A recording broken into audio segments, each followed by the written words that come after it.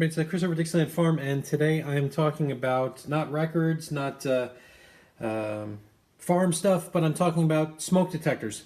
And this little guy, I'll get to this guy in a second. So I was watching Ask This Old House. I do that time to time, and they were talking about this new product from Nest. It's expensive, but that's get to that also. But that they said smoke detectors have a 10-year life, and after 10 years they should be replaced. That they're not really good anymore. I have wired smoke detectors, one on each floor, and they all talk to each other. So I went ahead and bought new ones, and I am wiring them in. But the thing that Nest sells, they're $100 for the smoke detectors. This was $15, by the way. This is a battery backup, plus it's a AC one, and it'll talk to the other one. So when one goes off, they all go off. But they were talking about this Nest smoke detector that was $100 that plugs into your Wi-Fi and then sends you an alert when there is something going on in your house. But this company, Leeo, makes a smart alert nightlight. So it's a nightlight. This is $50 on Amazon, but it also listens for the very specific tones that smoke detectors, carbon monoxide detectors, and water flooding detectors put out. They've been standardized since 1996. So as long as you put this nightlight within 75 feet of a smoke detector, it's listening, and it will send you an alert when it goes off and let you listen. It actually sends you a small file on an app on your phone, and I'll show you the app. It's on my wife's phone, and she's not here yet, so I'll cut that in later.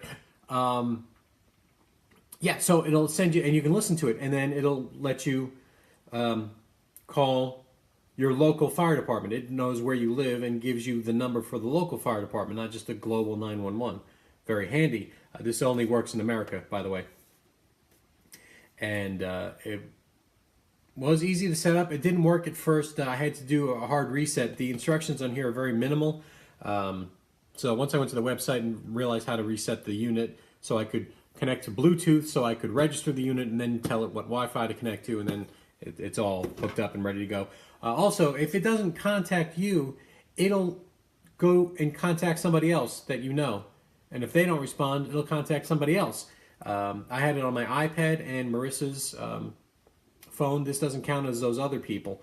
It alerted us both at the exact same time that an alarm went off. And again, you get to listen and say, is it a false alarm or it's not? Very handy. One of my worries has always been, what happens if a fire went off during the day? Now I do not have to worry. And if I'm not available, I can set up a neighbor or a family member to get a phone call to also listen. And it's like a number that pops up. If it doesn't get you by the push notification, it calls you. And if it doesn't get in contact with you, it'll contact somebody else. And if not them, then somebody else, until you can get the situation resolved and figure out, is it a false alarm or is it a real incident? You have pets? Again, peace of mind for $50. What a great item. These guys were robotics guys, and they made first responders robots for fire departments and police departments and stuff like that. So, and they branched off and made this little company. Now, of course, if you're worried about something listening to you, there are a lot of safeguards. It's a Linux system. It's closed. It only listens for those tones. It doesn't record anything until it's triggered. And also, your cell phone, I mean, if you're like tinfoil hat, your cell phone can be turned into a microphone probably before these things. So, if you look at the network traffic, it's not constantly sending out anything. It just checks for updates every once in a while, and that's it. That's the device. I hope I've inspired some of you that if you were interested in something like this, that you can pick it up. I am not being paid by these people. I am just a fan and purchaser myself. So on to putting in the smoke detectors.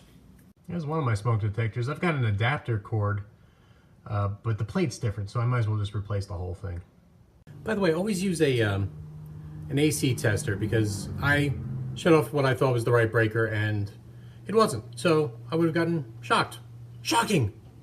And certainly nothing impressive to look at, but there it is installed. Okay, the smoke detectors are replaced, and let me show you the size of the Leeo nightlight and smoke alarm. Well, there it is, and for perspective, there's the size of my hand, so a little bit close to the size of a hockey puck. So here's my wife's phone, and you can see kind of a glare. Let's see. There we go. Hallway is cool. 68. That's not that cool, but we can go to alarms, and you can actually see that one of the smoke alarms I tested earlier. You can see what the alarm is, and you'll get the notice on here. One other thing that the app does is it also tells you the temperature in your house, and you can set up alerts so if it gets too cold or too hot, which I have, but they're pretty drastic, and give you kind of an idea of what the last 24 hours has looked like in your house. So there we go.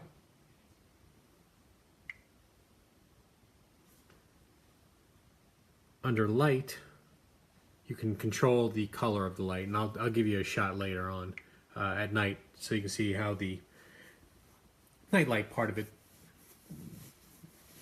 measures up. But that's it. That's the app. Pretty handy. I've got it on my iPad. That's the whole thing. So everybody, thank you so much for watching. Here's the nightlight. I love the nightlight. I like to boogie.